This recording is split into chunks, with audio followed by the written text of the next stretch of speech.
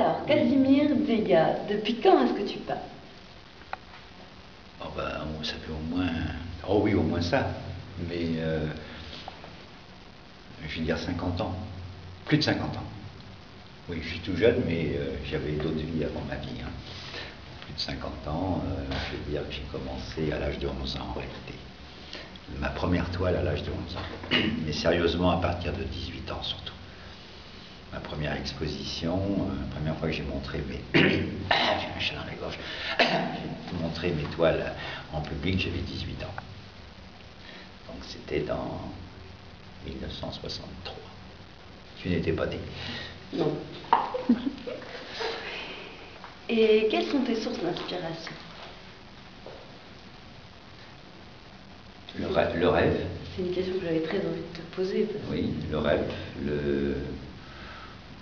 les jeux de mots, les regards pétillants, les sourires, le soleil et puis après je pars dans des délires pour m'amuser avec les différentes formes. Parce que là, par exemple, j'ai pris les falaises d'Étretat.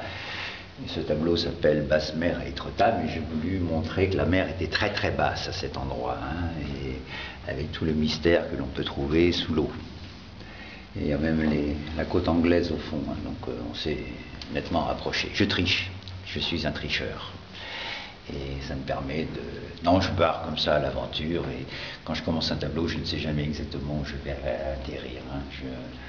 Je m'amuse, je rajoute des choses, j'en efface, et puis il y a toujours des repentirs sur un tableau qui ne se voit pas, puisque techniquement, qui ne se voit pas dans la mesure où j'ai des peintures au glacis très très fines, je peux repeindre dessus sans problème, mais s'il fallait radiographier les toiles, on trouverait d'autres choses dessous, hein, en permanence. Et puis je garde certains détails, et puis il y a une lumière qui apparaît à un moment donné, c'est une tache de couleur, et puis je m'amuse après à travailler au-dessus, dessus et autour pour arriver à un sujet quelconque. Ce n'est pas une peinture faite de réflexion permanente, je me laisse aller simplement. Ah d'accord, c'est peut-être ce qui donne ce côté justement organique. Oui, peut-être, oui, mais une peinture c'est une auberge espagnole, chacun amène ce qu'il veut. Hein. Là tu es public, moi je suis public aussi par rapport au tableau. Alors l'état d'esprit que j'avais lorsque je l'ai peint, je ne peux pas savoir exactement, parce que c'est un tableau qui date de 99, c'est quand même un tableau du siècle dernier. Hein. et donc, dans quelles conditions je l'ai peint, je ne sais plus. Je sais que j'ai passé beaucoup d'heures. Hein. J'ai dû travailler à peu près 3 mois sur un tableau comme ça.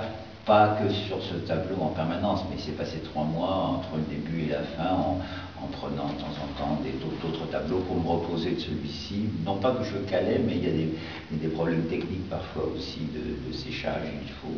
Il faut attendre et recommencer quand c'est sec. Et parfois, certaines parties sont travaillées dans le frais. C'est très variable. Il n'y a pas de règle. Alors donc tu fais plusieurs tableaux à la fois? Oui, j'en ai actuellement 50, 60, 70 peut-être, je ne sais pas, qui sont en cours. Hein. Il y en a partout dans mon atelier.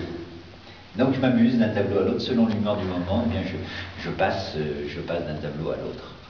Je suis infidèle à tous mes tableaux, mais je suis fidèle dans l'absolu quand même. Hein.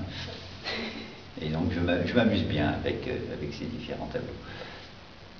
Ça doit être un plaisir à chaque fois.